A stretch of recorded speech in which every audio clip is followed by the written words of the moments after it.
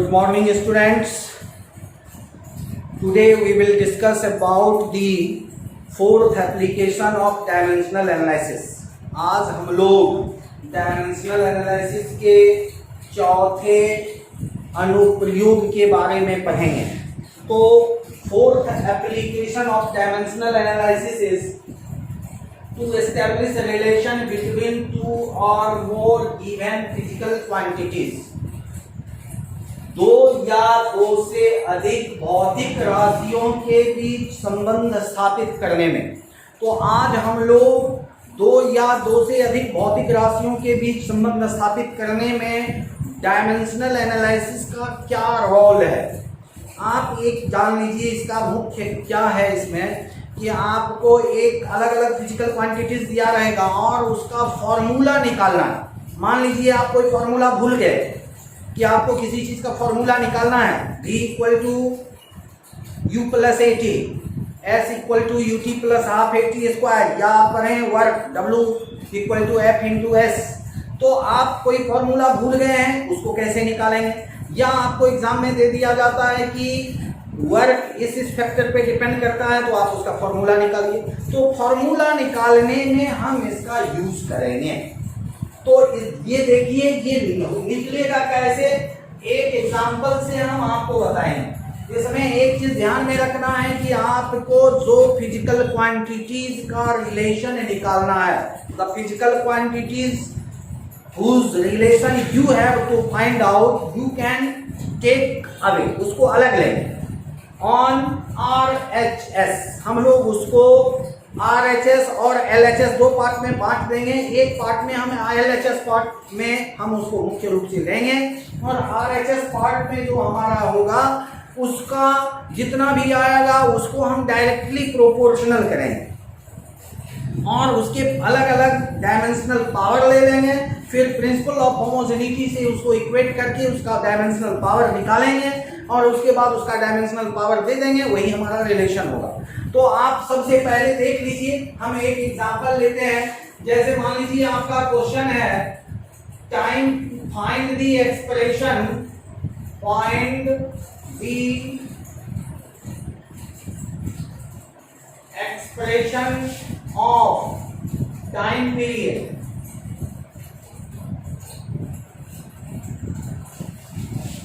of a simple pendulum.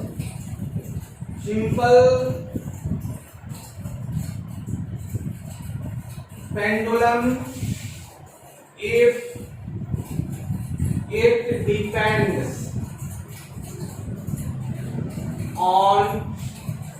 depends on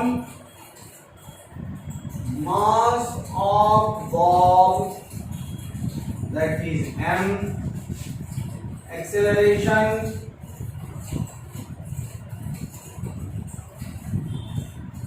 due to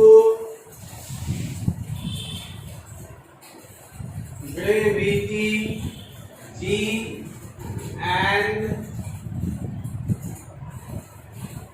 length of string L. ये आपका question है.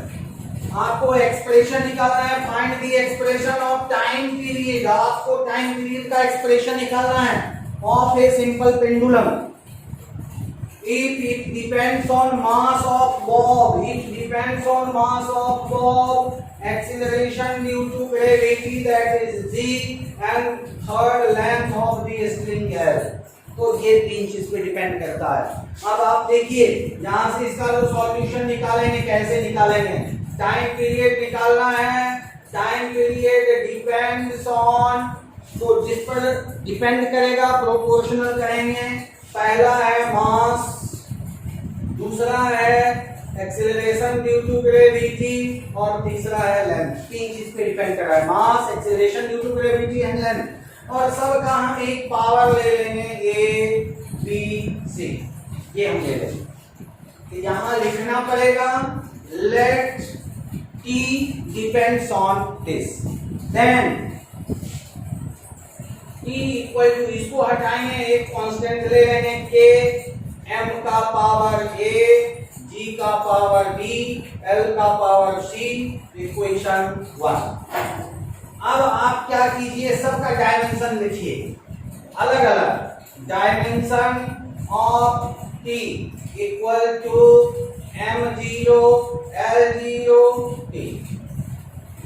K constant है, इसका कोई डायमेंशन नहीं होता है। M का power A, dimension of M is mass, so M। Dimension of G is acceleration due to gravity. The acceleration due to gravity Lt minus 2. And L, dimension of L is length, so L. तो अब हम ये dimensional value equation 1 में डालेंगे। यहाँ लिखिए, now putting the dimensional formula in equation 1। अब हम इक्वेशन 1 में डायमेंशनल फॉर्मूला डाले तो यहां हो गया M0 L0 T equal to K, और ये M का power A, L T minus 2 का पावर B और L का पावर C। अब यहां देखिए K, M का पावर A, L यहां भी है, L का पावर B और L यहां भी है पावर C, तो L का पावर हो जाएगा B प्लस C। और यहां देखिए T का पावर हो जाएगा -2 और ये हो गया M0 L0 T। अब आप आइए according to principle of homogeneity, according to principle of homogeneity, according to principle of homogeneity यहाँ देखिए m का पावर 0 एंड हियर m का पावर 1 a, तो a इक्वल टू 0, यहाँ b प्लस c, l का पावर b प्लस c यहाँ 0 equal to 0 and t का power -2b equal to 1। तो यहाँ से देखिए b का वैल्यू निकाल दीजिए, b का वैल्यू -1/2 और इस b का वैल्यू फिर यहाँ डाल दीजिए, तो आ जाएगा -1/2 plus c equal to 0 implied c equal to 1/2। अब आप a, b और c का वैल्यू इक्वेशन 1 में डाल दीजिए। नाउ पुटिंग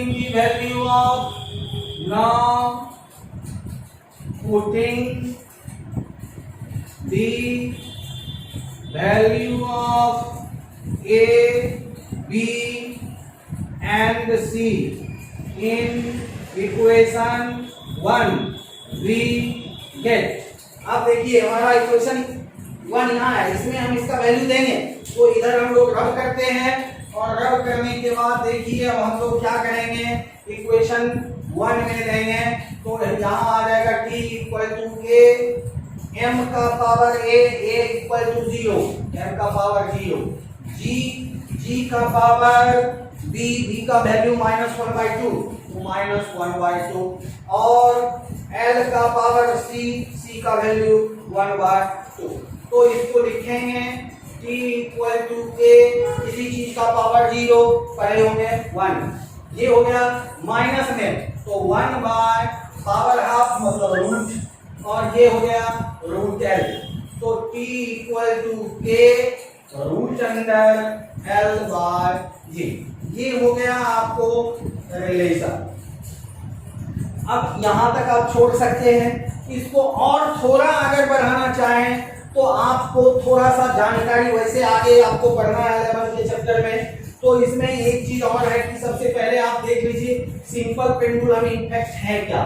सिंपल पेंडुलम है कि जब किसी भी वस्तु को m द्रव्यमान की कोई वस्तु है, एक धागा से बांध करके उसको हम इस प्रकार लटका दें, If a substance tied with the help of string, जो ऑब्जेक्ट को धागा से बांध दिए हैं, ये ऑब्जेक्ट ये कहलाता है बॉल।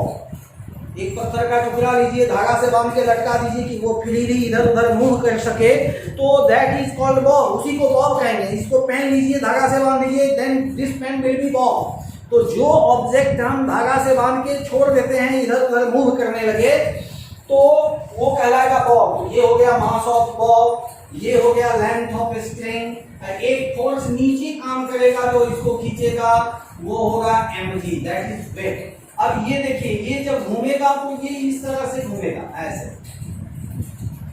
ये यहां आएगा, ये यहां आएगा, तो ये यहां से यहां गया, फिर यहां आया, फिर इधर गया, फिर यहां आया, तब हुआ एक rotation. Then it will be one rotation, here to here, half rotation, here to here, then one complete rotation। तो एक कंप्लीट रोटेशन में जो टाइम लगता है उसी को कहते हैं टाइम पीरियड। अब देखिए, ये हमारा बॉब है, ज्यादा से ज्यादा एक रोटेशन लेगा तो ये एक पूरा चक्कर ऐसे लगा देगा, एक पूरा चक्कर, ज्यादा से ज्यादा एक ऐसे, एक पूरा चक्कर अगर ये लगा लिया तो एंगल बना दिया 360 डिग्री मीन्स 2 पाई रेडियन। तो इस केस में maximum value of K equal to 2 pi. तो आगे आप लिख सकते हैं maximum value of K is 2 pi, therefore G equal to 2 pi root under L by G।